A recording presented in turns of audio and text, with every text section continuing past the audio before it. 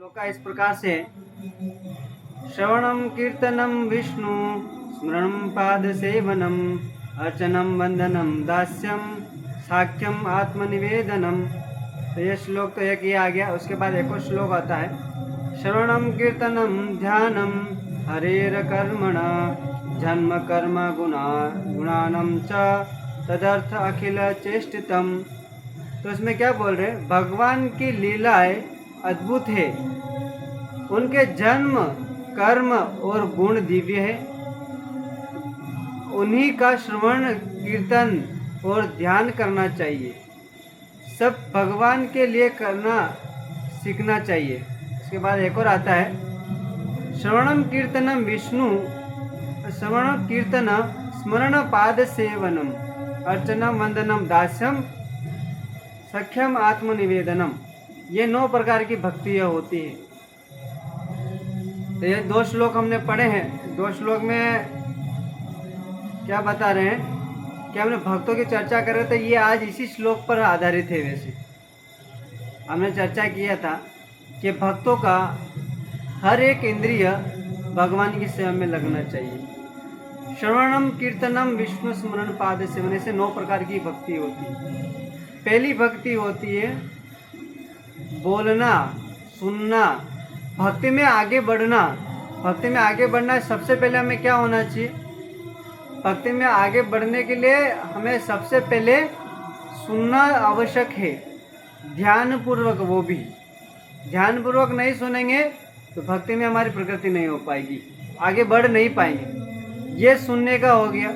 उसके बाद होता है सहनशीलता, सहन करने की क्षमता। यदि कोई व्यक्ति बोल भी रहे, भक्तों का कुछ भी मार दे, कुछ भी कर दे, लेकिन फिर भी भक्ति क्या आता है, उसे सहन करता है। ये सहन करके आगे बढ़ता है, तब उसकी भक्ति आगे बढ़ती है। चाहे देखिए, देखा जाए शास्त्रों कहीं भी उठा के देख लें, बड़े बड़े लोग हुए हैं जिनको लोगों को मारने तक तलवार चलने ही वाली थी, तलवार गर्दन तक पहुंच ही गए। ऐसे ऐसे भक्त भी हुए हैं जिनका भगवान ने रक्षा की है। सहन बोले कि जो करेंगे भगवान करेंगे, हमारे क्या है, हम चिंता नहीं है। तो ये सहनशीलता भी होना चाहिए, सहन करने का। बोलना, भगवान कृष्ण के कथा के अलावा और कुछ नहीं बोलना। इस प्रकार से ऐसे 9 प्रकार की 9 भक्ति होती है। चलना हो जाता है, देखना हो जाता है, सुनना हो जाता है, खाना हो जाता है ना। इस प्रकार से अलग अलग प्रकार की भक्तियाँ होती है, जिसमें से सभी लोग भक्ति कर ही रहे, तो अनुभव कर सकते हैं इस चीज़ को। तो कल का हम चर्चा कर रहे थे। वैसे कल का क्लास में हमने सुन रहे थे कि एक रघु नाम का एक व्यक्ति था। वो कैसे जंगल में गया था, कैसे वो शेर का तक हमने वहाँ पे चर्चा किया था उसमें हमने।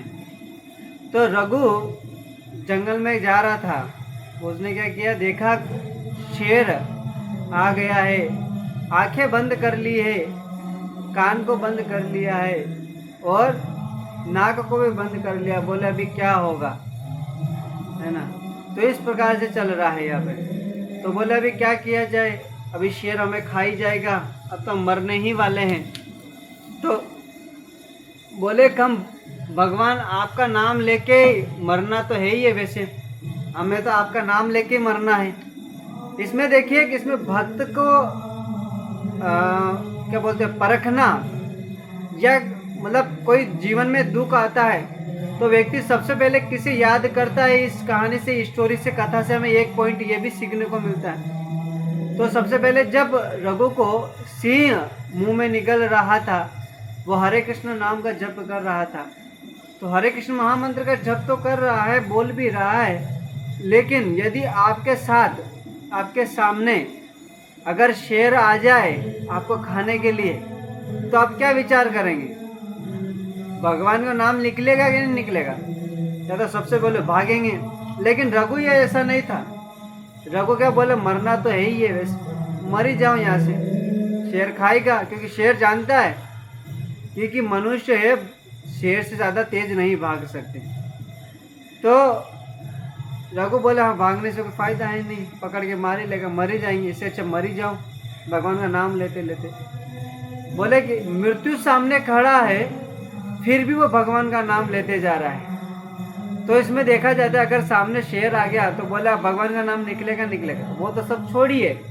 अगर आपके सामने अगर आप रास्ते में चलते चलते जा रहे हो और पत्थर से आपका पाँव ठोकर लग के नीचे गिर गया, गोड़े टूट गए, हाथ कोनियाँ फूट गई, खून निकल रहा है, तो सबसे पहले हमारे मुख से क्या निकलेगा? भगवान का नाम निकलेगा? निकलेगा निकलेगा? नहीं निकलेगा। ऐसे बोले थारी भाई की ऐसा नहीं किएगा सबसे पहले, या तो बचेगा ओ भैयो ऐसा नहीं किएगा, इसके अलावा और दूसरों कहीं के वाला है कौन लोगा कहा कि मैं यूं है कि आप ये हर जन्मांतर आप यूज करता है नहीं, तो मैं आप कहा भगवान की भक्ति आप ही करे रहा, लेकिन आप ये हाल तक वरना में पूर्ण रूप थी शरणागत नहीं हुआ। तो इसलिए शरणागत होने के लिए बोल रहे हैं कि अगर सामने मृत्यु भी आ जाए, बोल रहे भक्त के सामने अगर मृत्यु आ जाती है तभी वो भक्त कभी डरता नहीं है, क्योंकि ऐसे प्रपात कहे हैं ऐसे आचार्य भी अलग अलग गण कहते हैं, भगवान के भक्त है वैष्णव गण सभी लोग कहते हैं कि इस्कॉन में लोग आके क्या करते हैं, मृत्यु को कैसे पराजित किया जाता है वो सीखते हैं, मृत्यु को कैसे हराया जाता है। अच्छा, मृत्यु को कैसे हराया जाता है? मृत्यु कभी हारती है क्या? मृत्यु दिख ही नहीं रही, उसको कैसे हरा सकते हम? कभी भी आ जाती है, किसी भी दिशा से आ जाती है, तो क्या ऐसे मृत्यु को हम हरा सकते हैं क्या? बोला कि ऐसा नहीं, मृत्यु को हरा कौन सकता है? भक्त हरा सकता है, जो कि पूर्ण रूप से भगवान के शरणागत हो। अभी मृत्यु को हराए कैसे? तो सिंपल सा है, प्रभुपाद कहे हैं मृत्यु को हराने यानी कि बस मृत्यु की तैयारी कर लो। अभी मृत्यु हमसे लड़ने के लिए आ रही है, युद्ध करने के लिए आ रही है, लेकिन ना तो हमारे पास कोई शस्त्र है ना कोई अस्त्र है, तो लड़ेंगे कैसे मृत्यु से? मृत्यु से लड़ने के लिए कोई शस्त्र तो होना चाहिए। तो उसमें भगवत गीता में भगवान कहते हैं ज्ञान की तलवार से इस मृत्यु को पराजित कर सकते हैं। तो ज्ञान क्या है? ज्ञान यही है कि बस कृष्ण ही पूर्ण पुरुषोत्तम भगवान है। तो भगवान कैसे हैं? भगवान श्री कृष्ण क्यों हो भगवान है? भगवान वृंदावन में रहते हैं, गायें चराते हैं और समस्त कारणों के कारण है। ईश्वर परम कृष्ण सच्चिदानंद विग्रह, सच्चिदानंद विग्रह, अनादिरादि गोविंद सर्व कार्य कारण, ये भगवान है। तो इनके शरणागत देने से बोले और क्या है? तलवार क्या है? तलवार है भगवान का नाम। भगवान का नाम लेते रहेंगे तो आप क्या करेंगे? मृत्यु को भी पराजित कर सकेंगे, मृत्यु को भी आप हरा सकोगे। ये है ज्ञान की तलवार, है ना। अगर आप भी मृत्यु को हराना चाहते हैं तो आपको भगवान नाम का जप करना पड़ेगा, अन्यथा बाकी लोगों को देख लीजिए, जिन लोगों को ज्ञान नहीं है ना, जिसके पास ज्ञान की तलवार नहीं है, वो व्यक्ति मृत्यु होती है तो उस व्यक्ति को क्या होता है? मैंने बताया ना, मृत्यु होता है। मैंने पिछली कक्षा में हमने चर्चा किया था, मृत्यु व्यक्ति के आता जो भक्त नहीं है, जो भगवान की शरणागत नहीं लिया है, अगर उसको मृत्यु आएगी तो क्या क्या लक्षण होते हैं, क्या क्या लक्षण दिखाई देता है उस व्यक्ति के अंदर। तो सबसे पहले दिखाई जाता है कि व्यक्ति की मृत्यु आती तो सबसे पहले व्यक्ति को दिखना बंद हो जाता है, फिर उसके बाद सुनाई देना बंद हो जाता है व्यक्ति के, फिर इसके बाद धीरे धीरे हाथ पांव काम करना बंद कर देता है।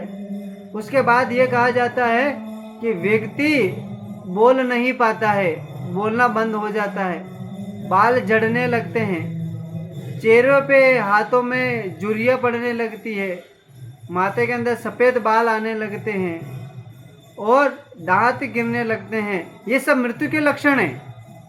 मृत्यु आ रही है इसके लक्षण है कि मृत्यु आ रही है। जब ऐसा हो रहा तो समझ लेना कि मृत्यु निकट आ चुकी है, तो हमें भजन और तीव्र गति से करना चाहिए और भजन ज़्यादा करना चाहिए। हरे कृष्ण महामंत्र का जप हमें ज़्यादा ही करना चाहिए। और क्या बताया जा रहा है कि व्यक्ति बोलना बंद कर देता है, दांत तो बंद गिर जाते हैं। उसके बाद व्यक्ति धीरे धीरे खाना बंद कर देता है, व्यक्ति मल मूत्र त्यागना बंद कर देता है। उसके बाद बताया जाता है कि व्यक्ति पीना बंद कर देता है। तो ये सब मृत्यु का लक्षण आता है। जब ये सब लक्षण बंद हो जाता है तो व्यक्ति लास्ट में क्या करता है, सांस लेना बंद कर देता है, और सांस लेना बंद कर देता है, व्यक्ति की मृत्यु हो जाती है। और मृत्यु जब होती है तो उस व्यक्ति के आंखों से अश्रु बहने लगता है, नाक से पानी निकलने लगता है, मुख से झाग निकलने लगते हैं, और कभी कभी तो मृत्यु जब इतना निकट आ जाती है तो व्यक्ति का मल मूत्र निकल जाता है, जब प्राण छूटता है, ये सब लक्षण होता है। तो ये सब लक्षण होता है तो व्यक्ति क्या करेगा, ये उस निश्चित है कि वो व्यक्ति पापी है, और पापी है तो व्यक्ति क्या करेगा, नरक में जाएगा। अच्छा, नरक में कौन जा सकता है? अभी हम नरक में जाएंगे नहीं जाएंगे, इसका हम अपने आप को कैसे पहचाने, ये भी एक प्रश्न उठ सकता है। तो इसमें कहा जाता है कि जब आप नरक में जाने के मतलब जा रहे, मतलब ऐसा कंडीशन आ जाए, हाँ नरक में जा रहे हैं, तो देख लीजिएगा, अपने स्तर देख लीजिए। जो व्यक्ति बोलते कि काम एश क्रोध एश, भगवत गीता में भगवान कहे व्यक्ति का काम की इच्छा होती है। काम होता है ना, काम जैसे कि अन्य प्रकार के काम होता है, जैसे काम एक ही प्रकार का नहीं, कई प्रकार के काम होते हैं। काम यानी कि भोग करने की इच्छा, और भोग करने की इच्छा होती है। जैसे कि जो भक्त हो चुके हैं वो अधिकतर वैरागी होता है, ये भक्त के लक्षण होते हैं। लेकिन जो भी भक्त है नहीं, नया नया खाने की इच्छा हो रही है, अलग अलग जाने घूमने की इच्छा हो रही है, भगवान का नाम जप करने में मज़ा नहीं आ रहा है, और साधु संत को देख के गाली निकालना है ना, ये सब लक्षण हो रहे थे। और क्या, खाने पीने की भी है, भोग करने की इच्छा है, अच्छा घर बनाने की इच्छा है, अच्छा गाड़ी लाने की इच्छा है, अच्छा साड़ी पहनने की इच्छा है, अच्छे कपड़े पहनने की इच्छा है। क्यों पहनना चाहिए? क्योंकि लोग मुझे देखे, और मुझे देखे मुझे, और मेरी भी इच्छा है। ये सब भोग करने की इच्छा है। क्या होती है? भोग करने। तो ये काम उत्पन्न हो गया, और काम उत्पन्न हो गया तो काम एश क्रोध एश।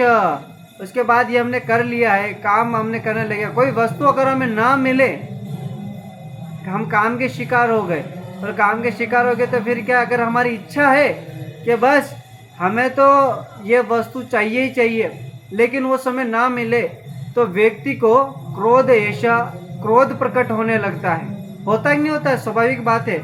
जब हमारी इच्छाएं पूर्ण नहीं होती है तो हमें ऑटोमेटिक क्रोध आने लगता है, और क्रोध आने के लिए व्यक्ति क्या करता है, अपना माता खो बैठता है ना, और खो बैठने के बाद कोई भी गलत कार्य करने लगेंगे। गलत कार्य कैसे?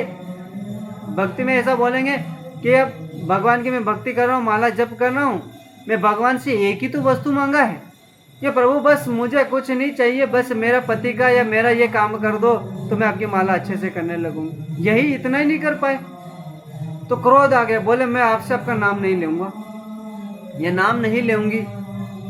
तो बोले अभी क्या करूँगा? अभी चारों नियम है, चारों नियम की धज्जियाँ उड़ा दूंगा, चारों नियम में से एक भी नियम पालन नहीं करूँगा। मांसाहार खाऊंगा, जुआ खेलूँगा, परा स्त्री गमन करूँगा, जुआ खेलूँगा, ऐसे 4 प्रकार के नियम हो तो वो चारों के चारों नियम तोड़ देंगे, शराबी पीते रहेंगे, सब कुछ करेंगे। ये होता है क्रोध से होता है, गलत कार्य करने बैठते हैं। तो हम चर्चा कर रहे थे कि रघु जब भगवान ने दर्शन दे दिया था, दर्शन देने के बाद भगवान ने कहा कि आप घर पे जाइए और अपने माता पिता के साथ रहिए और वहीं पे रहिए। तो बोले भगवान, अभी रघु कहने लगे कि हम नहीं जाएंगे प्रभु। बोले क्यों नहीं जाएगा?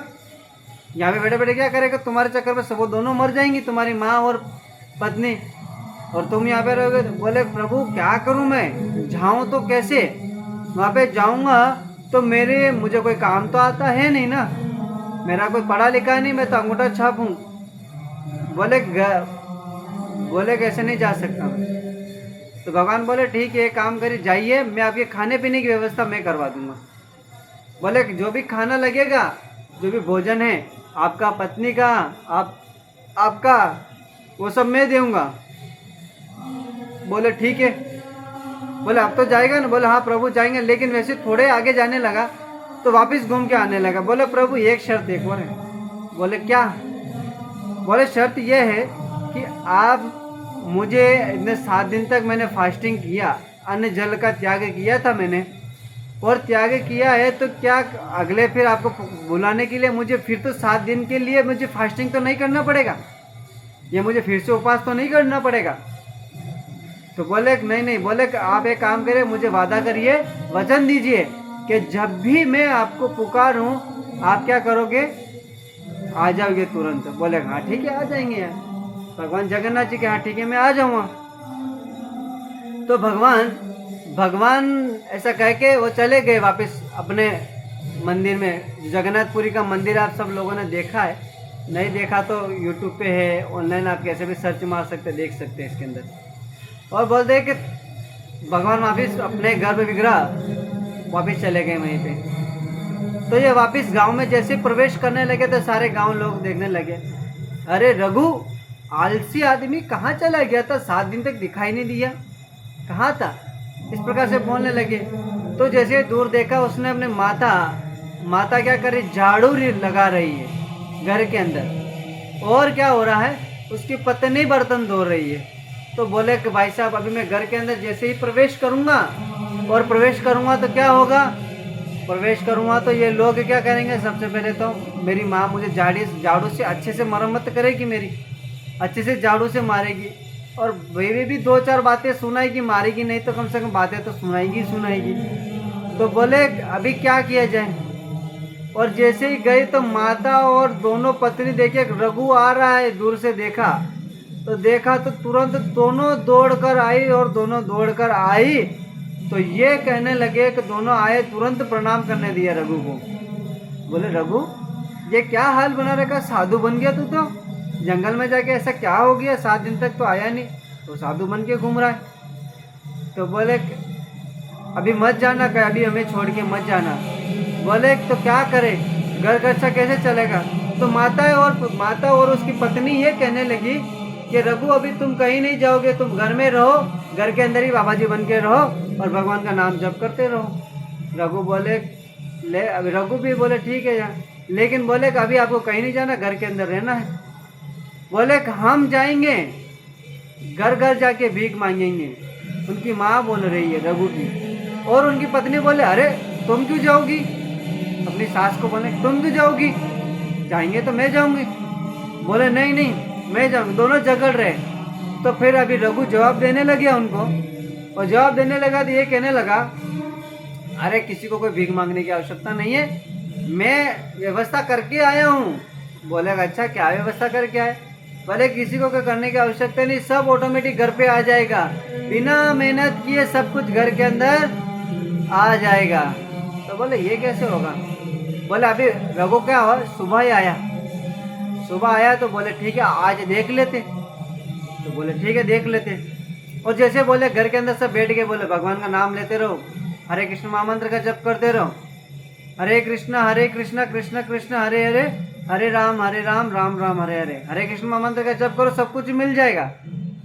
अभी सुबह हो गया, 8 बज गया, 9 बज गया, 10 बज गया, अरे भोजन ना मिले तो कम से कम नाश्ता तो मिलना चाहिए, नाश्ता भी नहीं मिला। अब तो अभी क्या होगा।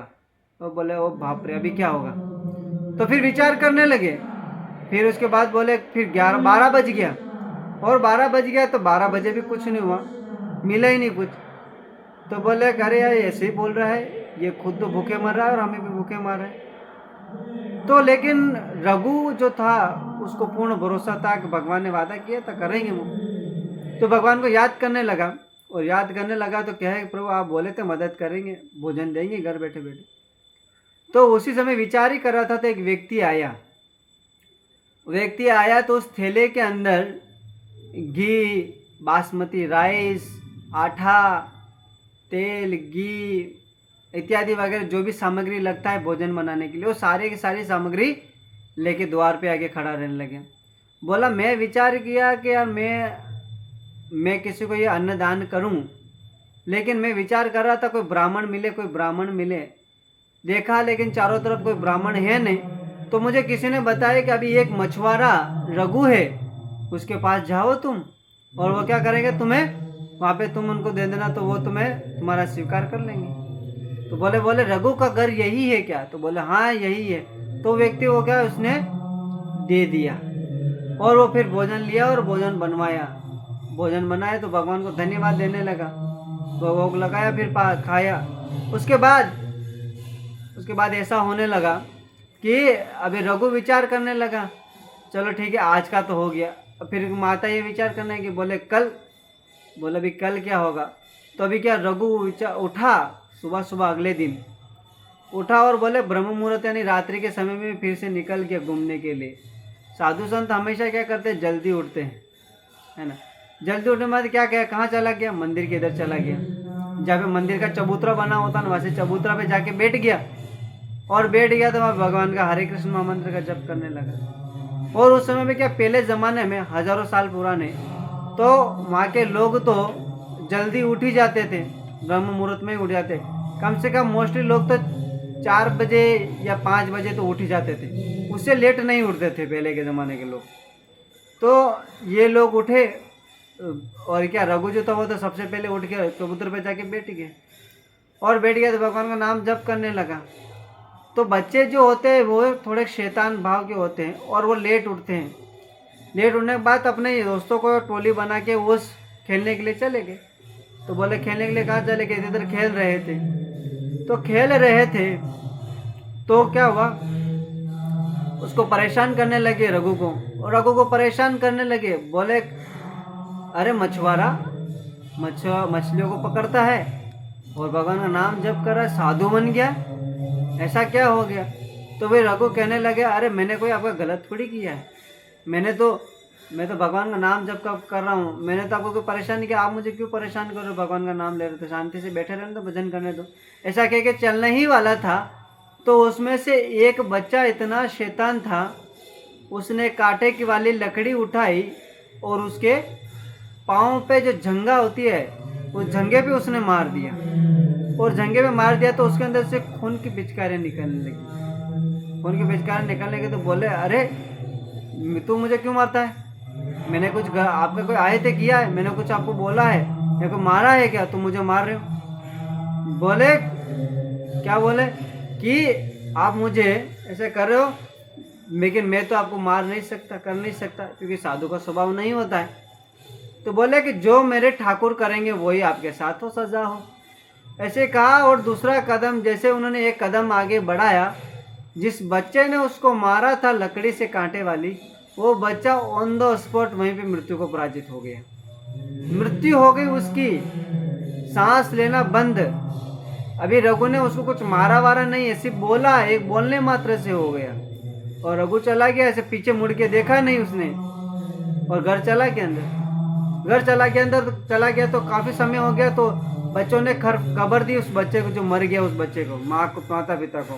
बूढ़े थे माता पिता बूढ़े थे, तो विचार करने लगे कि अरे ये कैसे मर गया? अरे हम यहाँ पे खेल रहे थे, रघु यहाँ पे बैठा था, नाम जप कर रहा था और हमने इसको चिढ़ा रहे थे, और इसने क्या किया, इतना शैतान है, किसने कांटे की लकड़ी को उठाया और इसकी जगहों को मार दिया, खून निकलने लग गया। और रघु ने बोल दिया कि जो भगवान करेंगे वही तुम्हारी सजा होगी। बोले ठीक है, ऐसा करके चला गया। तो ये ऑन द स्पॉट वैसे मर गया है। तो उनको पता चल गया अभी क्या करें।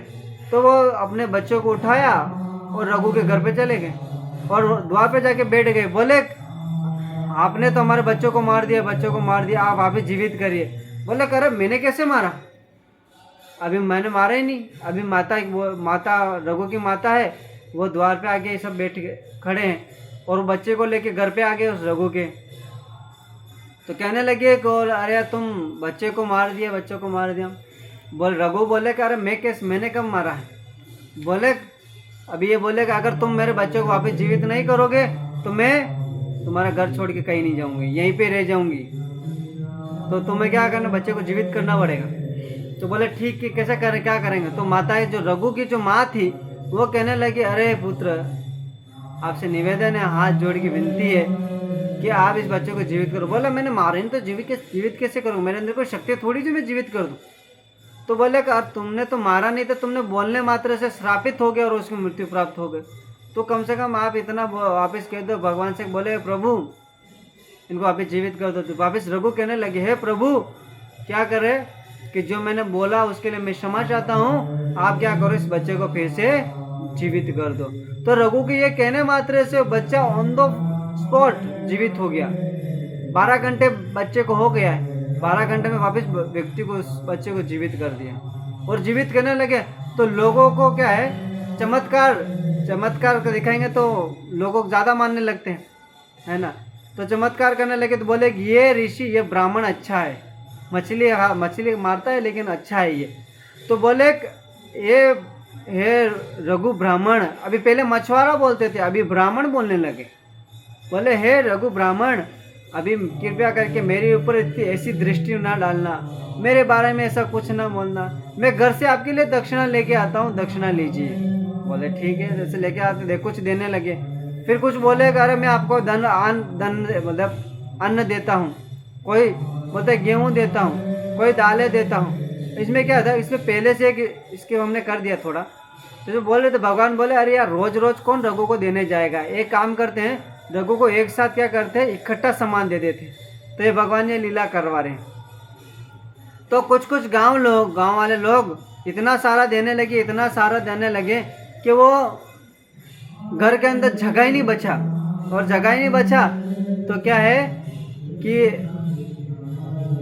इतना सारा हो गया। तो बोले क्या किया जाए। तो रघु विचार करने लगा क्या किया जाए। तो फिर उसने सोचा कि भगवान का ही है सब कुछ, तो भगवान का है तो क्या करे, इसका भंडारा बनाना चाहिए, भंडारा बना के सबको खिलाना चाहिए। सबको खिलाते, बोले सभी लोग को बोला आप सब लोग क्या करें, भोजन बनाओ और मैं भगवान को भोग बना के खिलाऊंगा। भोग बनाइए आप सब लोग और मैं भगवान को बुलाऊंगा और भगवान खाएंगे।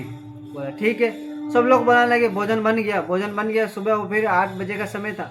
तो भगवान को बोला तो अयोध्या मंदिर में घर के अंदर गया। घर उसका भी पक्का नहीं था, मतलब पक्का मतलब होता ना, ईंटें दीवारों से इत्यादि बना हुआ, वैसा नहीं था, मिट्टी से बना हुआ था। और ऊपर घास था और पर्दा भी, मतलब गेट वेट भी नहीं था, पर्दा लगा हुआ था सिर्फ। और पर्दा लगा हुआ था तो वहां पे भगवान को बुलाने लगा। बोले प्रभु आपने मुझे वचन दिया था कि मैं जब भी बुलाऊंगा आप आएंगे ज़रूर। तो बोले ठीक है आ जाएंगे।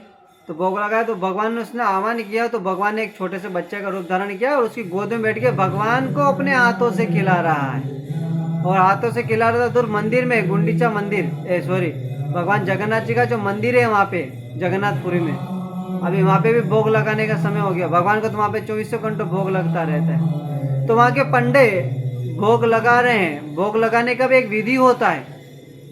वहाँ पे जगन्नाथपुरी में भगवान को भोग कैसे लगाया जाता है कि वहाँ पे भगवान खाते हैं तो कैसे पता चलता है कि खा रहे हैं। तो बोलते हैं कि वहाँ पे एक लोटा रहता है और उसके अंदर जगन्नाथ जी का जल चित्र देखते, फोटो देखते हैं कि हाँ अगर जगन्नाथ जी ने भोजन स्वीकार कर लिया है तो क्या है कि उस भोजन को स्वीकार कर लिया जो बनाया गया। लेकिन 1 लोटा हुआ, 2 लोटा हुआ, ऐसे कई सारे लोटे पानी के अंदर भगवान का जल चित्र बन नहीं रहा है। तो बोले क्या किया जाए, क्या किया है। बोले क्या गलती हो गया हमसे, क्या भोजन बराबर बना नहीं बना। इस प्रकार से विचार कर रहे सब लोग। तो भोजन खा ही नहीं रहे भगवान, क्योंकि जगन्नाथपुरी में भगवान वहाँ पे मंदिर में है ही नहीं। भगवान है कहाँ, उस रघु के घर पे चले गए। और आगे की कथा हम कल श्रवण करेंगे। हरे कृष्णा। जगत गुरु श्रील प्रभुपाद की जय।